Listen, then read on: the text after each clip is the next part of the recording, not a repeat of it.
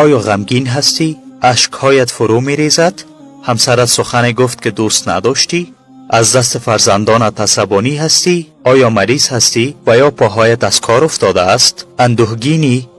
زندانی داری؟ در امور دنیوی مشکل داری؟ آیا با رئیست و یا با دوستت مشکل داری؟ آیا بدهکار هستی؟ اندوه و غم فراوان داری؟ درست است.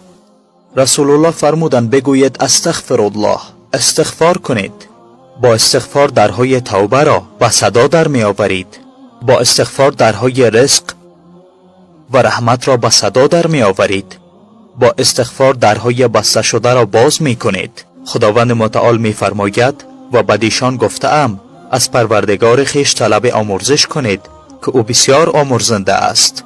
اگر چنین کنید خداوند از آسمان بارانهای پرخیر و برکت را پیاپی می باراند و با عطا دارایی و فرزندان شما را کمک می کند و یاری می دهد و باغ‌های سرسبز و فراوان برای شما می سازد.